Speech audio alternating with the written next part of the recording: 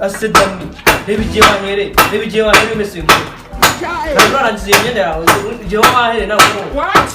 Wampaye akazi. reba nawe igihe wahere imana mesimbo Nera akazi wampa. kandi ndikuri kuri papa ndakuriga kuri papa Wamveje. bamubwire njye ngureba kuri papa nuze kuvuga nako wafashe ni krista ya Mary wanje urangije uyijugunya hari amuntu uze mu isafuriya y'ibintu ntabwo abikoze kikoze none ni cyahe bazanye bati What? kizagifata amakariso ya mama kiyajugunya mu ntuze mu masafuriya y'ibiryo zanyama bibasigiye wafashe kariso ukazijugunya mu wundi urumva wuzuye Yateye. Akira yikura.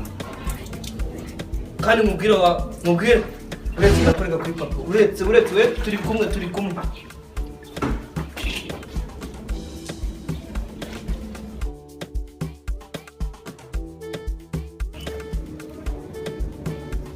none kanze ngurega kuri papa sha rimwe wigira Allo papa bamukoza ngo bisige ipfuza Utamwerera ishyano wa muhungu. Oya we yafashe kariso arangije yijugunya muri bya bintu nangiye kuri Yateye. arimo aranyicira ibintu umukozi umwirukana nibaze na ya myenda musigiye ko atarayirangiza ya myenda musigiye nyine What? nacya gisubeti cyawe cyo mu kazi nyine si ukizi se nibyo arimo aramesa rero yanze kubimesa ngateka ibindi biryo umuntu yiriye oya nawamukeka araho yawunyayo wamukeka nyine arara oya rwose mwirukane rwose mwanyicira ibintu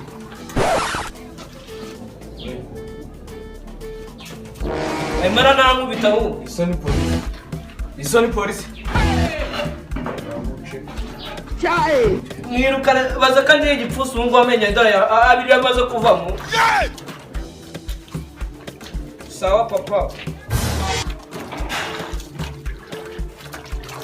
papa arimo araza arakwereka papa arimo araza Kandi ndagukunda.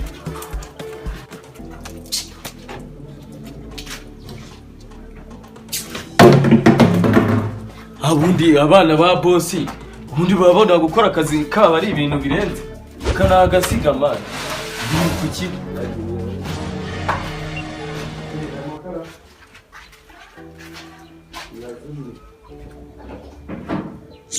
nzi mbakorera ibyo bari bifuje nabi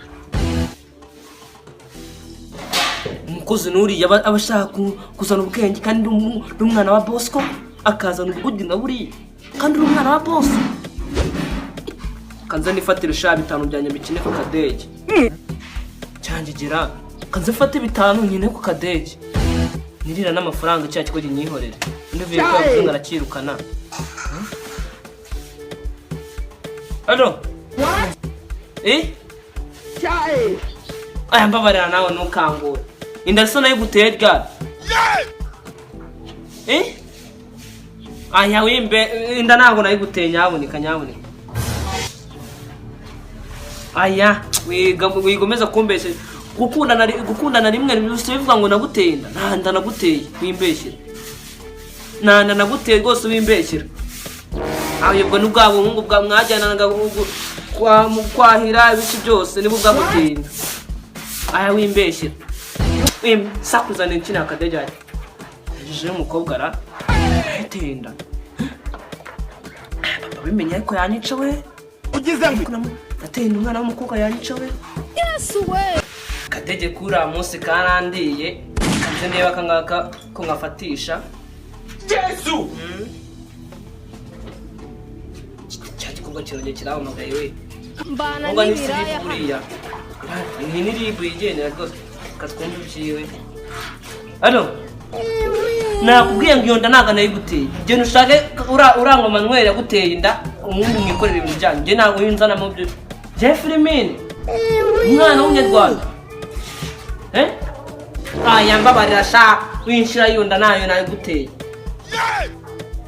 shaka barabambera bose nibo basanga aribo bazi guteye iyo uri murambeshera muraguteye byanditse hehe kantu byanditse na kamera zayifashe bizibinyereka What? Angiye nuko twajya kuri RIB ngiye twabivuga neza twabisobanura sha umva nkubwire karari ubwo ni ubuteshwa bwawe menya ubuteshwa bwawe nanjye menya ubwanjye winjiza unyereka yenda nanakuyamye wanjye girago Ugize ngo ndimo ndikina akadege ikigo gira cyacu kadakimvangira Yateye. akadege kamwe karatanga amafaranga cya kigo gikamvangira kanzama magare papa uri hehe uri kuri katine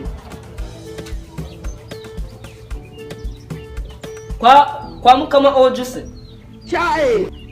karabaye rero ndaje ngusanga kuri katine ngurire n'akarindazi dere wa mukozi dere yawe wa mukozi nyine yatumye natari n'ibijumba yagize byose ntagarabikora yabitaye mwibasida sinzi binari yabirizwa mu nzoga n'amatabi dukumi twaramutwaye yenda gucika amabya mva mubwire papa njyewe iriya business sinzayikora njye nsambana n'abana rwose abantu bavanga amadanga amadana natera papa meze n'uwatera inda ko ntabwo natera inda umwana w'umunyarwanda Firimine yene inda amabyanyu zayaca zayaca papa reka nzabo ngushaka kuri mukama oji twipangira utuntu de ndanabishaka byatari